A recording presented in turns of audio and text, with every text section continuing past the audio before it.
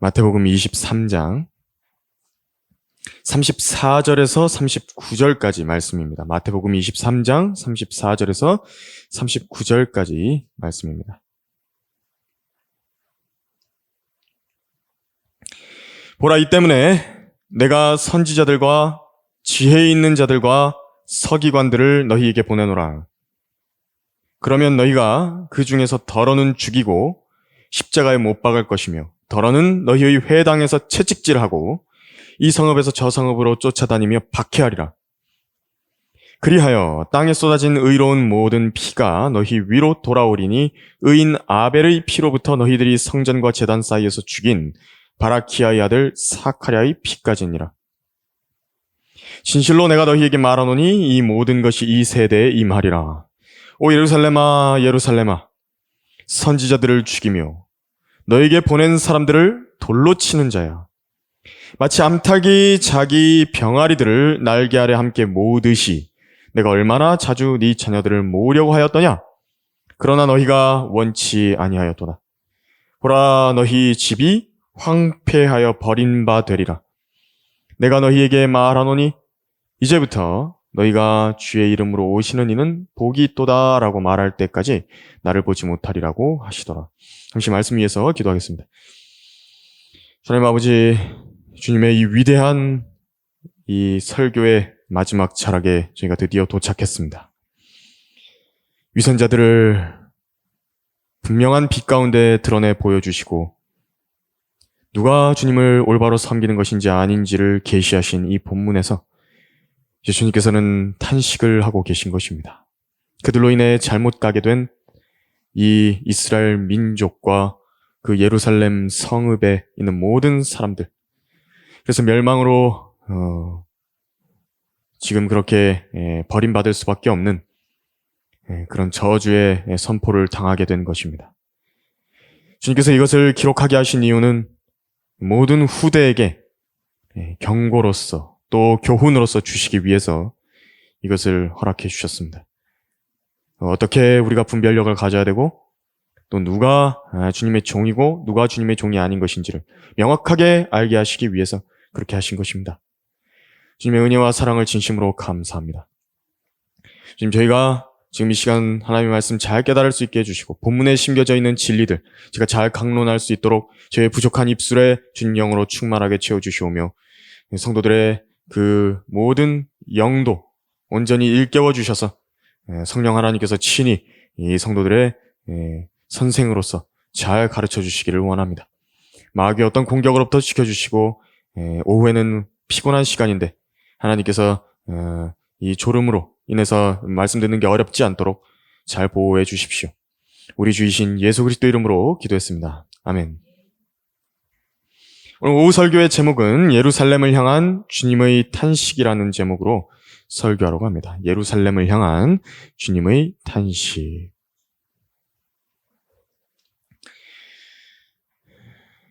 (34절에) 보게 되면은 이제 주님께서 사람들을 보내신다라고 말씀을 하셨습니다. 주님께서는 사람들을 보내셔서 말씀을 전하게 하시고 또 듣게 하시고 하나님의 사역을 감당케 하시는 것입니다. 그들 역시요, 유대인들로부터 박해를 받을 것인데 지금 선지자들이고 지혜 있는 자들이고 서기관들이라고 그 종류에 대해서 이제 말씀을 하셨죠. 여기 보내신다고 하신 서기관들이 있는데요. 지금 이 말씀의 대상들은 나쁜 서기관들이고 지금 여기에 나와 있는 예수님께서 보내신다고 하신 서기관은 좋은 서기관을 말합니다. 여기 선지자도 그렇죠? 선지자도 거짓 선지자가 있는가 하면 하나님께서 보내신 참된 선지자가 있는 것입니다. 그래서 여기 서기관들 같은 경우에는요, 꼭 필요한 사람들입니다. 근데 이들이 문제가 뭐냐면은 그냥 이 서기관 자체인 게 문제가 아니라 변질된 게 문제입니다. 변질된 서기관들이 문제인 겁니다. 서기관들이 무슨 일을 하냐? 예로부터 있었던 사람들인데 이 구약 성경을 보존하는 일을 한 것입니다. 필사를 해야 되는데 그 필사라고 하는 것이 꼭 필요한 일이죠. 하나님의 말씀을 전하기 위해서는 꼭 필요한 일입니다. 그런데 아무나 할 수는 없는 일입니다. 성경을 알고 있죠? 그리고 성경을 잘 알기 때문에 다른 사람들에게 알려줄 수 있고 가르칠 수 있는 사람들입니다. 서기관들이라고 하는 사람들은 그런 사람들입니다. 그래서 여러분들 저희 교회 사역의 그 이름 중에서 성경 침례교회에서 하고 있는 그 사역 중에서도 말씀 보존학회라는 이름도 있죠. 굉장히 하나님께서 주신 아름다운 이름입니다. 박해와 피 흘림 속에서 지켜왔던 그 성경을 보존하고 성경 자체를 가르치는 일을 하고요. 보급하는 일을 하는 것이고, 그거를 그야말로 이렇게 필사하는 일을 하는 것이랑 같은 것입니다. 복사해서 공급하는 것이죠. 이 일들을 잘 수행했던 구약의 서기관 중에서는 에스라가 이제 있습니다. 에스라가 있죠. 그리고 저 같은 경우에도 주님께서 감사하게도 잘 들어 써주셔가지고 오늘날에 이렇게 맞는 이렇게 스마트폰용으로 또 쓸 수 있는 성경도 또 보급하게 하시고, 서기관들 꼭 필요한 사람들입니다. 근데 초림 당시에도 보면 알지만요, 나쁜 서기관들의 수가 대다수입니다.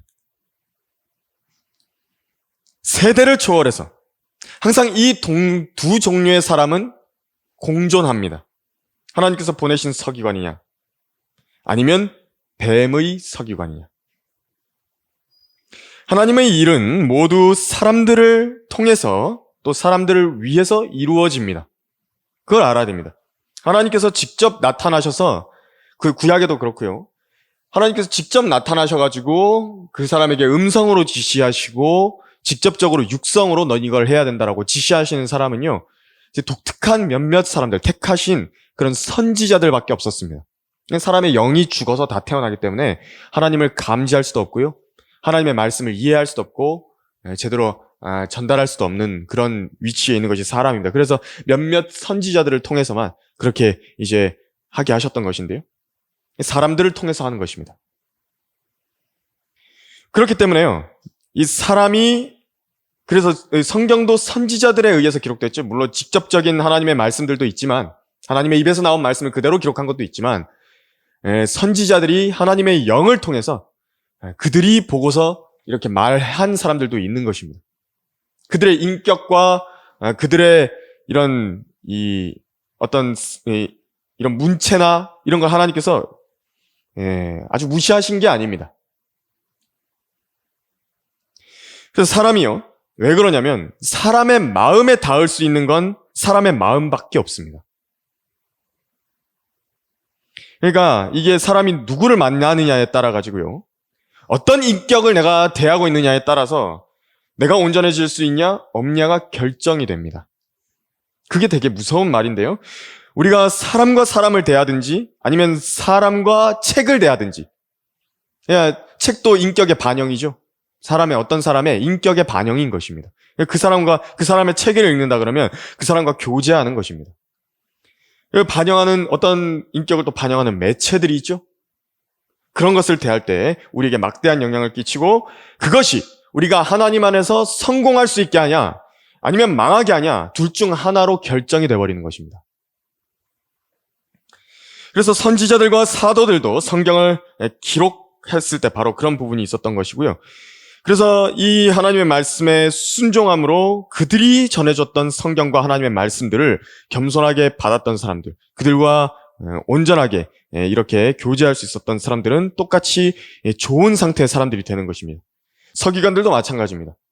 그럴 때는 좋은 서기관들이 나오는 것이지만, 근데 겉모습은 서기관인데요, 마음의 정직함은 사라지고 오직 하나님의 말씀의 그 목적이 먹고 살기 위한 목적, 자기 자리를 유지할 목적으로만 서기관의 일을 감당하게 됐던 사람들은 바로 오늘 본문에서처럼 예수님이 저주의 대상이 되는 서기관들이 됐던 것입니다. 실제로 피 튀기는 영적 전쟁이라고 하는 것은요, 이 서기관 둘 사이에서 일어나고 있습니다. 일어나 왔고 지금도 일어나고 있는 것입니다. 그래서 한쪽 편이 물리적인 영향력을 행사해서라도 입을 틀어막으려고 하는 것이죠. 한쪽에서. 지금 그래서 여기서도 서기관들을 돌로 친다 그랬습니다. 서기관들이. 예수님께서 저주하신 서기관들이 예수님께서 보내신 서기관들을 돌로 치고 십자가에 못 박고 회당에서 채찍질하고 하는 것입니다. 그래서 어떤 부모를 만났느냐가 한 사람의 인생에서 지대한 영향을 미치죠? 이게 왜 그렇습니까?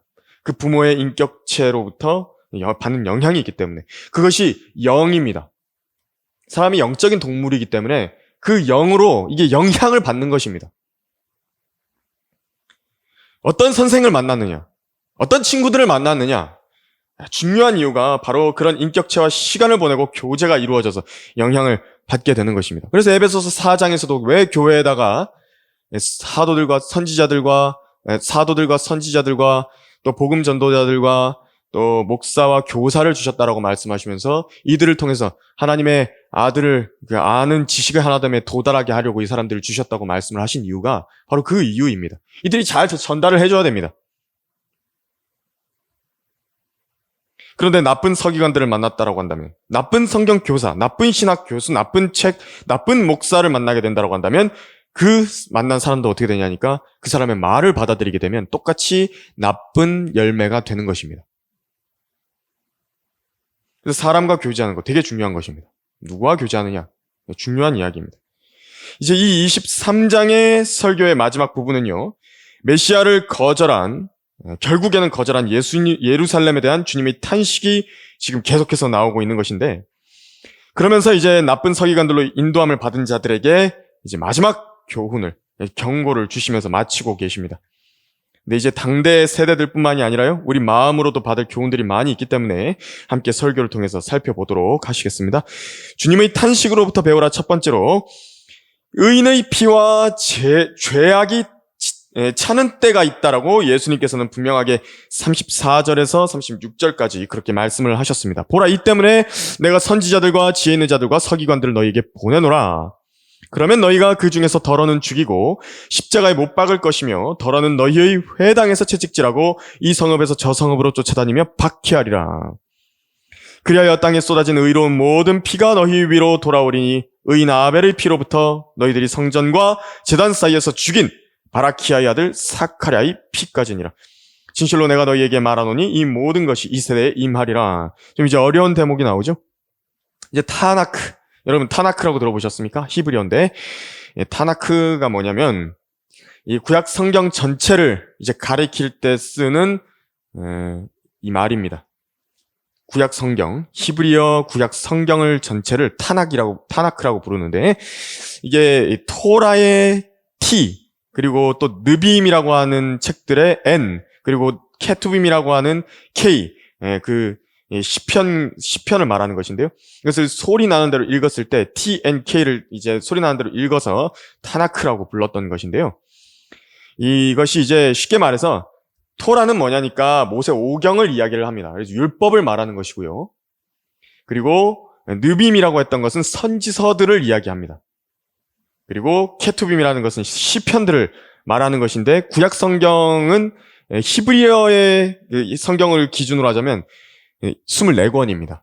그러니까 우리는 지금 39권으로 보지 않습니까? 그런데 히브리어 성경은 24권입니다. 왜냐하면은 이제 사무엘 상하라든지 역사서들이라든지 이런 걸 묶음으로 묶습니다. 그리고 선지서들도 이렇게 좀 묶는 게 있고요. 그렇게 해서 이제 똑같은 책의 구성인데 이제 그 순서라든지 이런 게 조금 오늘날의 성경과는 좀 차이가 있죠.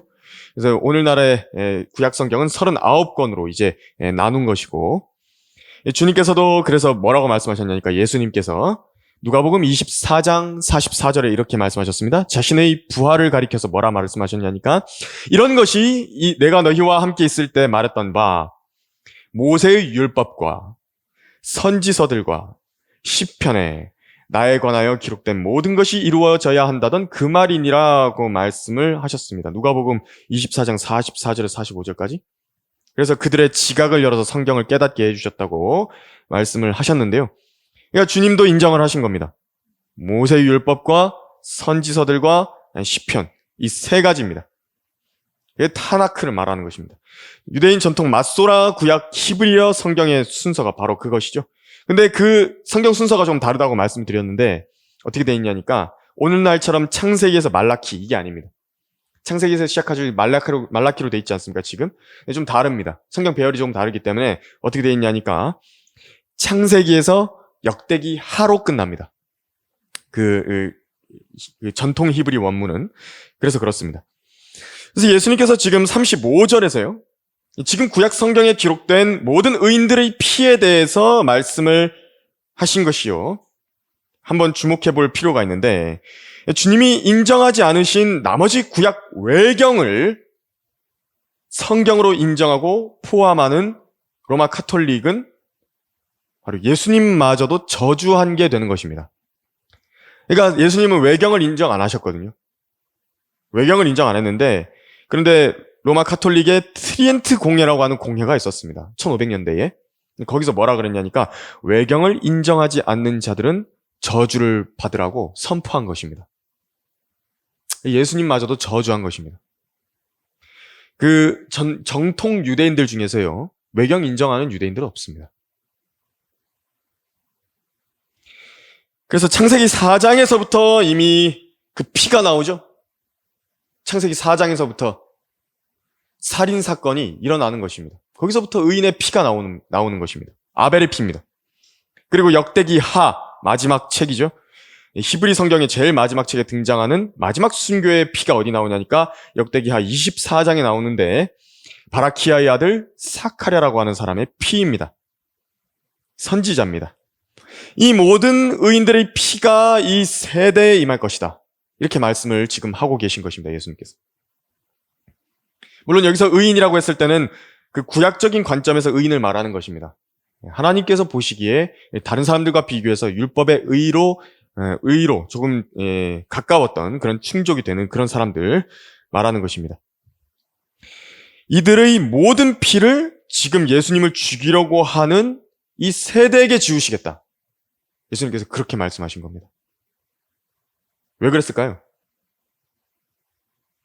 이들이 직접적으로 아벨을 죽인 것은 아니었는데 왜 이들에게 아벨의 피로부터 시작해서 사카랴라고 하는 그 스카랴라고 하는 그 사람의 피까지도 다 이렇게 지우시겠다고 한 겁니까? 사카랴 죽인 거 아니지 않습니까? 이 사람들이 직접 아벨 죽인 거 아니지 않습니까? 그런데 하나님께서는 그 사람을요, 사람 마음으로 그 사람을 인정하시는 것입니다. 그 사람 마음이 그 사람 진짜 그 사람입니다. 그 사람 마음이라고 하는 것이요. 성령 하나님께서는 사람들의 마음을 이렇게 저울질하시고 달아보시는데 초림 때 주님을 죽이려 했던 바리새인들과 서기관들의 마음도요. 마음을 딱 보시니까 어떠냐니까 카인보다도 악했다는 것입니다. 그 요아스 왕과 백성들의 무리가 돌로 쳐서 죽였던 스가랴 있죠? 그때의 무리의 마음을 봤는데 그들보다도 악했다는 겁니다. 만일 이런 마음의 상태의 사람이 아벨과 마주했다라고 한다면 아벨도 똑같이 죽였을 것이다. 만일 그들이 역대기하 24장에서 스가랴와 함께 있었다라고 한다면 같이 스가랴를 돌로 쳐 죽였을 것이다. 지금 그 말입니다. 왜 그들이 그럼 이들을 죽일 것인가? 아벨이 하는 말을 견딜 수 없었기 때문에 카인도 아벨을 죽였죠. 스가랴가 하는 말도 그들이 견딜 수 없었기 때문에 죽인 것입니다.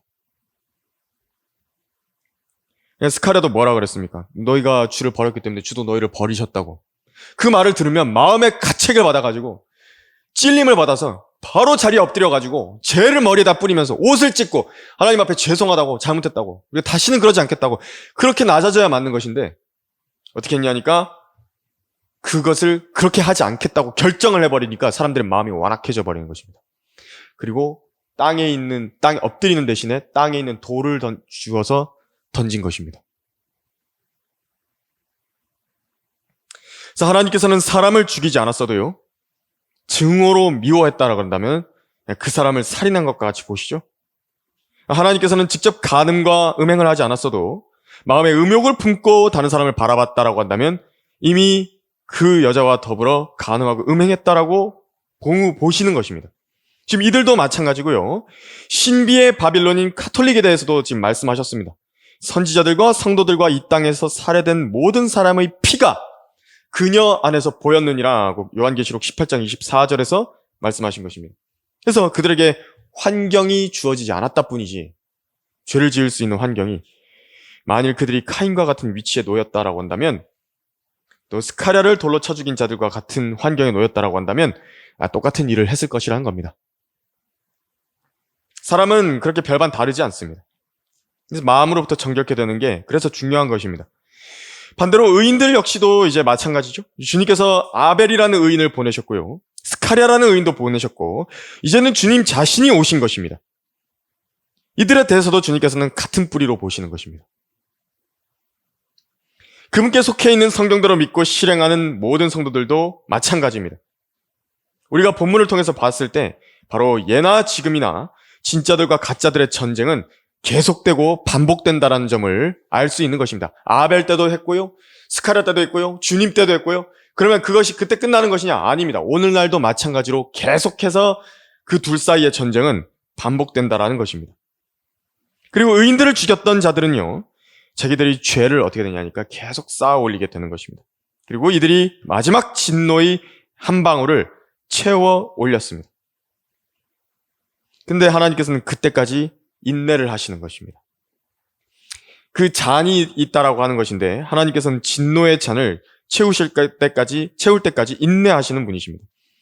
그러나 4대 만에 그들이 이곳으로 다시 돌아오리니 이는 아모리인들의 죄악이 아직 다 차지 않았음이라. 창세기 15장 16절에서 하나님께서는 이스라엘을 출애굽시켜서 가나안 땅으로 데려오시는 시기를 아모리인들의 죄악이 차는 것의 결과로 이제 정하셨습니다.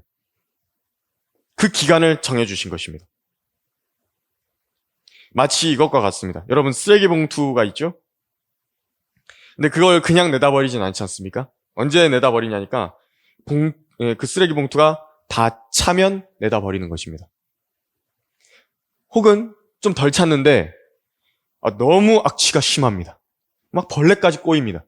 그럼 어떻게 합니까? 당장 묶어서 버리죠. 그것입니다.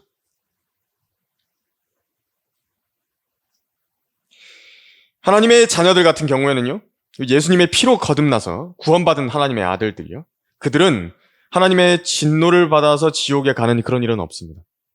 그런데요, 그 구원에 대해서는 다 끝난 것이고, 교리적으로요, 완전히 하나님의 신약 성경의 교리에 의하면 지옥에 안 갑니다. 하지만 이 아버지와 아들로서의 관계에 있어서 그 징계의 잔이라고 하는 것은요, 여전히 있습니다.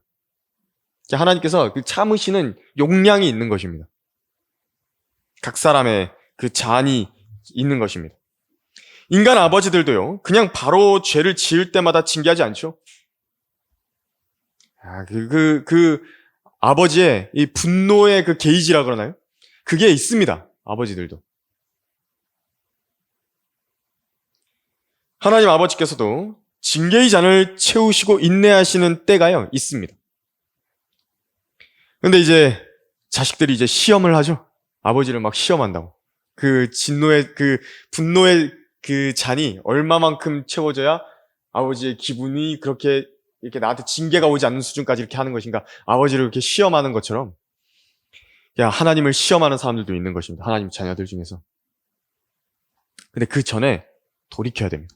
왜냐면요, 사람이랑은 다릅니다. 하나님의 인내를 시험하게 되면 그것에 그 시험한 거, 하나님의 인내를 시험한 거에 대한 대가도 받습니다. 그 자신이 다 받는다고, 그것을. 그래서 하나님의 진노를 채우는 그 일을 해서는 안 됩니다. 그럼 물론 이 진노라 분노라고 하는 것은 이 개인적인 그 징계에 대해서 말한 것입니다. 아들로서의 징계에 대해서. 지옥에 대한 진노를 말하는 게 아닙니다. 주님의 탄식으로부터 배우라. 두 번째로, 하나님께서는 강요하지는 않으시지만 결단을 요구하신다라는 걸 알 수 있습니다. 37절을 보면요, 오 예루살렘아 예루살렘아, 선지자들을 죽이며 너에게 보낸 사람들을 돌로 치는 자야, 마치 암탉이 자기 병아리들을 날개 아래 함께 모으듯이 내가 얼마나 자주 네 자녀들을 모으려고 하였더냐. 그러나 너희가 원치 아니하였도다. 이렇게 얘기하시는 거죠. 원치 아니하였도다. 예수님께서 갈릴리로부터 유대로 계속 사역을 하고 다니셨을 때에 주님을 따라다녔던 많은 사람들이 있었는데, 대부분 성경에 기록되어 있는 그 인물들이 누구냐니까 자매들이었습니다. 여인들이었습니다. 아버지들이 거의 안 보입니다. 왜 여인들이 더 하나님을 찾는 것이죠? 이유 간단합니다. 연약한 그릇이기 때문에 그렇습니다. 자신이 약할수록요, 자기에게 도움을 주실 수 있는 전능하신 분을 더 찾을 수 있게 돼 있는 것입니다. 더 의지하게 돼 있습니다. 하나님께서는요, 그걸 나쁘게 생각 안 하십니다. 그런 걸 또 받아주시는 것입니다, 다. 주님께서는 그 정도, 안 되시는 분 아닙니다. 그래서 아이러니한 것은 자기 스스로 난관을 헤쳐나갈 수 있다라고 믿을 만큼 근력이 있고, 체력이 있고, 정신력이 있고, 돈도 있고, 이것으로 무장된 사람들은 하나님을 찾지 않는 것입니다. 필요 없습니다, 하나님. 그러나 하나님의 연약함은 사람보다 더 강하다라는 것을 성경은 말씀하고 있습니다. 그래서 어떤 사람이 어떤 때라도 하나님께 겸손히 나올 필요가 있는 것입니다. 아무리 강해봤자 거기서 거기입니다. 그 사람이 아무리 강한 정신력을 무장하고 그게 그냥 자기 주변에 있는 사람들과 비교했을 때 내가 좀 더 그래 보인다는 것이죠. 하지만 하나님께서도 마귀도 그 사람에 대한 약점을 다 알고 계신 것입니다. 그것을 하나님 앞에 겸손하게 해가지고 나와야 될 것인데 안 하는 것입니다, 사람들이. 하나님 찾지 않습니다. 주님께서는 누구든지 간에 자신의 그 날개를 펼치셔가지고 마치 이스라엘에 있는 백성들을 모으듯이 모으기를 원하시는 것입니다. 내 날개 아래로 들어오라고. 그래서 얼마나 자주 예루살렘의 자녀들을 모으려 했느냐라고 지금 주님께서는 말씀하고 계신 것이죠. 내가 얼마나 자주 네 자녀들을 모으려고 했더냐. 왜 닭이 병아리를 자기 날개 아래로 이렇게 모읍니까? 이 천적들로부터 보호하기 위해서 그런 것입니다. 이 뱀이라든지 전갈이라든지 이 해충들이라든지 또 이 새들로부터 이 병아리들을 지켜야 되기 때문에 그런 것입니다.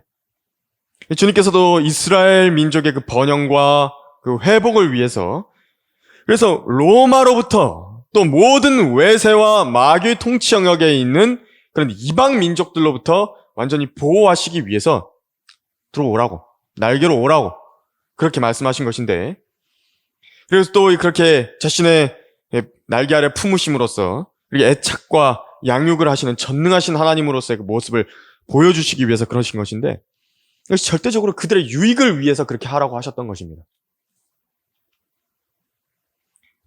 그런데 하나님께서는 그것이 정말 유익이고 또 하나님께서 그렇게 하시기를 원하시지만 사람들이 원하지 않을 수 있다라고 말씀하셨습니다. 너희가 원치 아니하였도다. 여기서 하나님의 주권으로 원하는 사람이든 원하지 않는 사람이든 누구나 구원할 수 있다라고 한다는 바로 그 극단적 칼빈주의의 구원 예정론이 완전히 무너져 내리는 것입니다. 성경은 분명히 사람이 원하지 않으면 구원할 수 없다라고 가르치고 있는 것입니다. 여러분 이것과 다르게 말하는 사람들이 여러분 주변에 온다. 그 사람은 말 듣지 마십시오. 성경에 분명히 돼 있지 않습니까? 이렇게. 하나님께서는 강제적으로 사람을 원하게 만들지 않으십니다.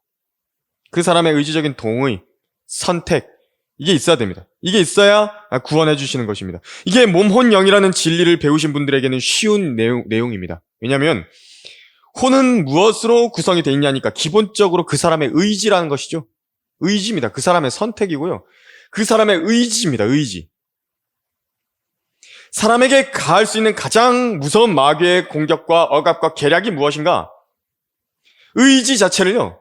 자기가 포기하게 만드는 겁니다. 그 사람이. 자기 의지인데 자기 의지를 자기가 못 쓰게 만듭니다.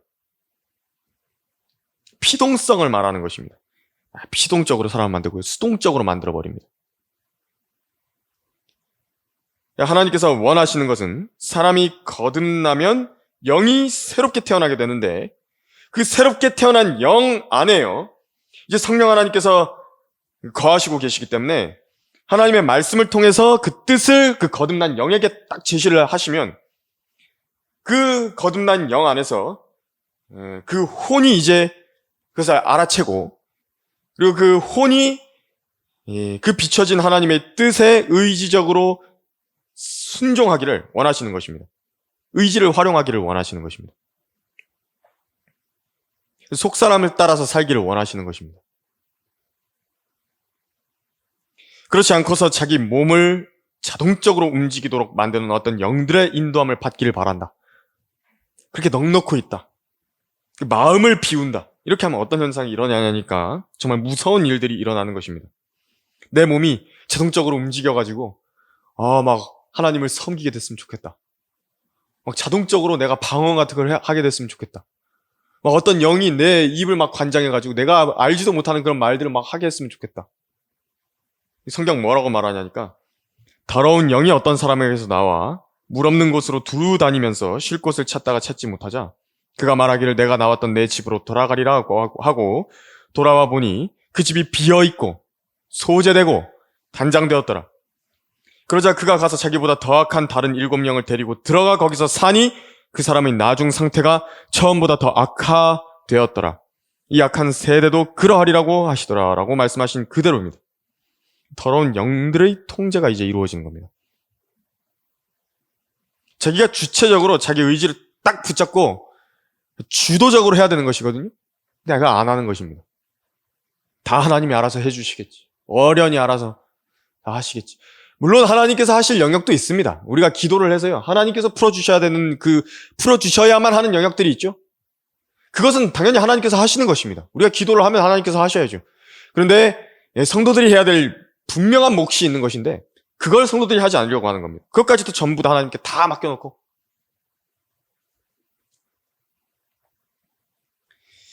그래서 자기 주체적으로 의지를 주관해야 됩니다. 하나님의 말씀을 깨달아 알았다.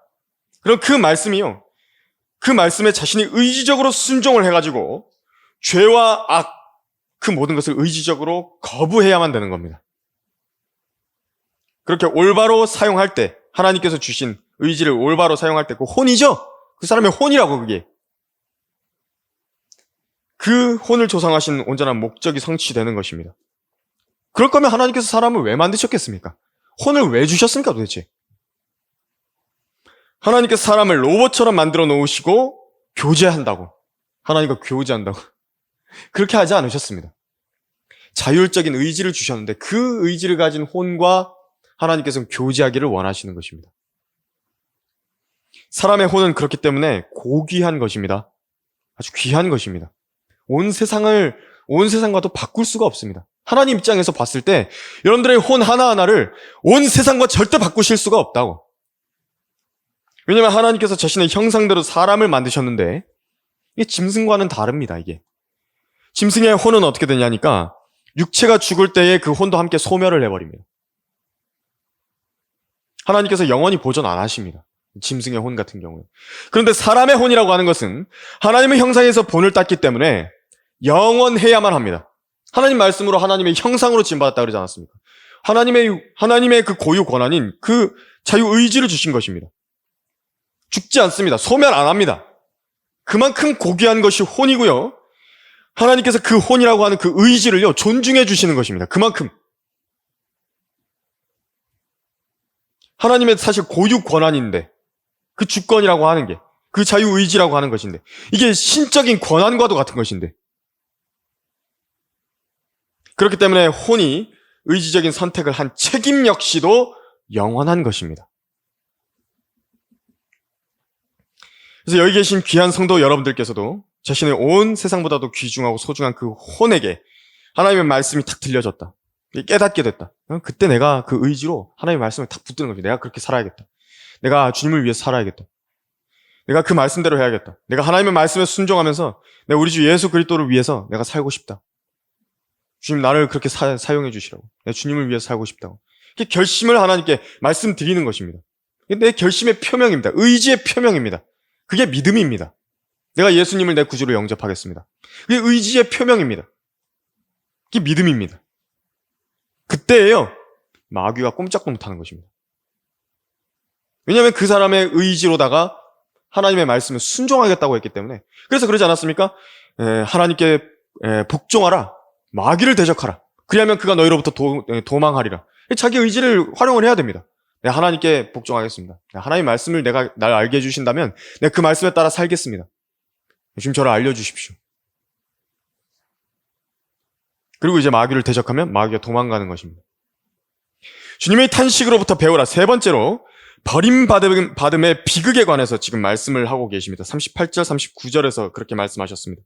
보라, 너희 집이 황폐하여 버림받으리라. 내가 너희에게 말하노니 이제부터 너희가 주의 이름으로 오시는 이는 복이 있도다라고 말할 때까지 나를 보지 못하리라고 하시더라. 38절을 보면 너희 집이 황폐할 것이다 이렇게 말씀하셨습니다. 성전을 가리켜서 너희 집이라고 말씀하셨습니다. 주님께서는 원래 성전에 대해서 계속해서 뭐라 말씀하셨냐니까 내 아버지의 집이다, 또 내 집이다 이렇게 계속 말씀을 해오셨는데, 그런데 이것이 바로 그렇게 하셨던 말씀들이 뭘 보여주시는 거냐니까 아버지와 아들이 하나라는 것을 계속 보여주셨던 말씀인 겁니다. 그리고 또 내 아버지의 집을 장사하는 집으로 만들지 말라. 요한복음 2장 16절에서 그랬죠. 내 집은 기도하는 집이라 불리리라. 마태복음 21장 13절에서 그랬죠.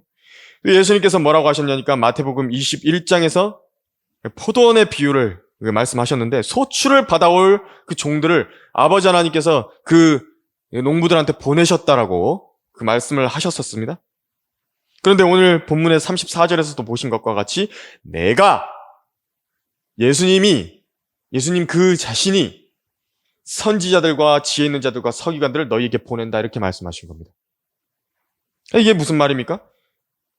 예수님께서 원래 이스라엘에게 말씀해 오시던 바로 그 하나님이신 것입니다. 여호와 하나님이십니다, 예수님은. 그래서 그 여호와 하나님께서 이스라엘 민족 가운데 육체를 입고서 나타나셨던 것입니다. 그래서 그들을 구원하기 원하신 것이죠. 하지만 이제 뭐라고 부르시는 것입니까? 그 집이 내 집이 아닙니다. 마음을 잡아버리셨습니다. 그리고 뭐라 그러셨냐니까 너희 집이다. 너희들 집이라고. 내 집 아니라고. 선을 딱 그으신 것입니다. 주님이 계시지 않은 곳에는 하나님의 이름을 거기다가 아무리 사람들이 많이 걸어놨다 하더라도 아무것도 아닙니다. 그래서 39절에서 뭐라 그러셨냐니까 주의 이름으로 오시는 이는 복이 있다라고 말할, 그 이스라엘 민족이 말할 그때가 올 것인데 그 전까지는 예수님을 볼 수 없을 것이다 이렇게 이야기하고 있습니다. 그래서 마태복음 21장에서 예수님께서 나귀를 타고 예루살렘으로 입성해 들어오실 때에 바로 주의 이름으로 오시는 이는 복이 있다라고 외쳐졌었는데, 다시 한번 이제 이것이 외쳐질 그 날이 있습니다. 오는 것입니다. 이제 얼마 남지 않은 우리 주 예수 그리스도의 그 영광스러운 재림 때에 이 일이 있게 되는 것입니다. 근데 그 이전까지는요, 이스라엘은 예수님을 죽인 이래로 계속 버림을 받아 있는 상태가 되는 것입니다. 황폐하여 버림바 되리라고 말씀하신 대로입니다. 여러분, 그 버림받는다는 말을 한번 생각해 보신 적 있습니까? 여러분, 사람으로부터 버림받아 본 적 있으십니까? 그 버림받았을 때 어떤 일을 당하게 되는 줄 아십니까? 그 버림받은 사람은요, 아무리 외로움 중에 고난 중에서 또 외치고 부르짖고 살려달라고 해도요, 아무도 안 들어줍니다. 그런데 세상 사람들이야요, 그 보장된 이런 인간관계도 아니거든요. 그런데 세상으로부터는 조금 버림받아도 상관없습니다. 그런데 하나님께 버림받았다라고 한다면요, 하나님과 관계가 없는 것입니다. 제발 좀 하나님께 도와주시라고, 하나님께 살려주시라고 그렇게 이야기해도 하나님께서 응답을 안 하시는 것입니다. 기도에 응답을 안 하십니다. 그게 버림받음입니다, 사실. 지옥이 바로 버림받은 자들이 가는 곳인데 거기서 아무리 외쳐보십시오, 그 지옥의 어두움 가운데, 흑암 가운데 하나님께 아무리 울부짖어 보십시오, 누가 들어주는 것입니까? 나를 어찌해서 버리셨냐고, 하나님 어찌하여 나를 버리셨냐고 지옥에서 계속 외치는데 안 들어주십니다. 아무리 꺼내달라고 그렇게 외쳐봐도 개의치 않습니다.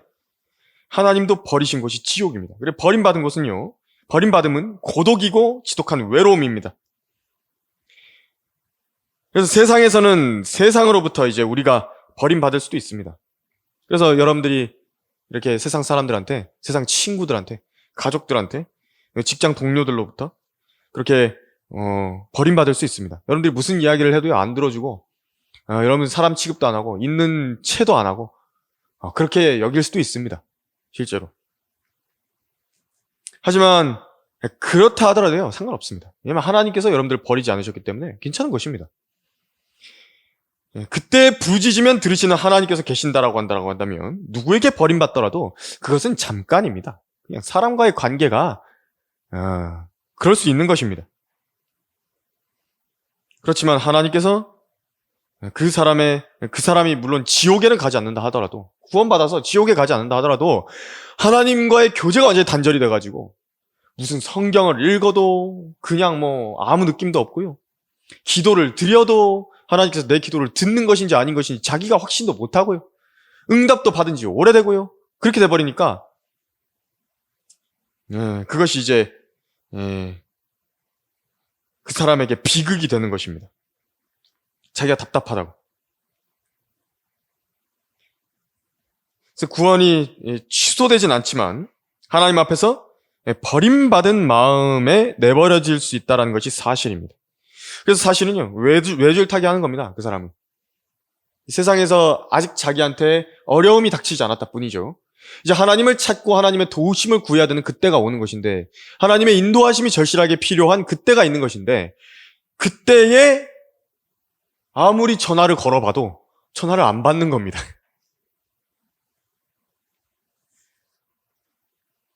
내가 내 몸을 억제하여 복종하게 함은 다른 사람들에게 전파한 후에 어떻게 해서든지 내 자신이 버림을 받지 않게 하려는 것이라. 고린도전서 9장 27절에서 지옥 간다는 말이 아니죠. 하나님께서 더 이상 쓰지 않으시는 것입니다. 더 이상 사용하지 않는 사람이 되어버리는 것입니다. 하나님 앞에서 어떻게 이렇게 됐느냐? 왜 누가 하나님께서 그렇게 잘 쓰시다가도 버릴 수 있는 것인가? 하나님 앞에 교만하게 행한다든지, 자기 육신의 죄의 성품이 삐져나오는 대로 그것을 즐기면서 허용하고 사는 사람들이라든지, 그 말씀의 통제를 벗어났다라든지, 그렇다라고 한다면 그게 하나님께서 좀 봐주십니다. 봐주시다가 이제 때가 딱 되면요, 하나님께 치시는 것입니다. 버리십니다, 진짜로. 이 사람은요, 회복되기 어렵습니다. 아주 어렵습니다. 진짜 극적으로 회복된다 그러면요, 하나님께 참 감사드릴 일이지만 보통 어렵습니다. 또 누가 버림을 당하는 것이죠? 또 있습니다. 성경에서 버린다는 말씀하신 것이 성도들에 대해서, 내 안에 거하지 아니하는 사람은 가지처럼 버려져 말라버리느니라. 그러면 사람들이 그것들을 거두어 불 속에 던질 것이요 그것들은 타버릴 것이라 말씀하셨습니다. 그러니까 예수님께 밀착해가지고 딱 붙어 있어야 되는데, 하나님의 말씀을 읽고 묵상하고 하는 데서 이제 탁 떨어져 버린 겁니다. 이게 하루가 되고요, 이틀이 되고요, 일주일이 되고, 한 달이 되고, 수개월이 되고, 하나님과의 교제가 탁 단절이 돼버린 겁니다. 그래서 그 말씀들이 자신 안에 거하지를 않는 겁니다. 하나님의 말씀을 아침에 딱 그 읽은 성경 말씀들이나 이런 것 중에서 주님께서 주신 그 아침에 주신 말씀들이라든지 이런 걸 자기가 마음에 묵상하면서 하루에 그 말씀의 즐거움 가운데서 하나님께 말씀도 드리고 기도도 드리고, 그렇게 해서 그게 유지가 되면 참 자기 마음이 기쁠 텐데, 너무 그걸 마귀가 그 영적 영양분을 차단하기 위해서 여러 가지로 공격하거든요. 거기서 우리가 놓쳐버린 때가 있는 것입니다. 근데 이제 그것이 오랜 시간이 이렇게 지나버리게 된다면요, 위험해지는 것입니다. 이 영양분이 다 고갈이 됩니다. 그러면은 가지에서 탁툭 떨어져가지고 사람들의 발에 밟히게 되는 것입니다. 그런 가지에게 포도나무에 붙어있지 않은 가지들, 그런 가지에게 남은 일이라고는 한 가지밖에 없습니다. 뭘 기대를 합니까? 그냥 말라 비틀어지는 것밖에 남은 거 없습니다. 그럼 어떻게 되냐니까 사람들의 발에 밟힌다 그랬죠? 세상 사람들조차도 그냥 발로 밟고 지나가는 것입니다. 아무것도 아닙니다, 그 사람. 기도로 주님과 교제하는 것이 이제 끊어져 버린 사람들은 그렇게 됩니다. 세상 사람들 앞에 가서도 이제 그냥 비굴해지는 것입니다. 그냥 비참해집니다. 그런데 세상에서도 짓밟히고 하나님께도 도움도 못 구하고, 그렇게 비참한 사람이 되어버리는 것입니다. 그래서 우리가 오늘 이 23장의 전체 내용을 살펴보면서 하나님께서 원하시는 것은 무엇인지 우리가 여기서 살펴볼 수가 있는 것인데, 어느 누구도 멸망하지 않고 다 회개에 이르게 되는 것, 그것을 원합니다.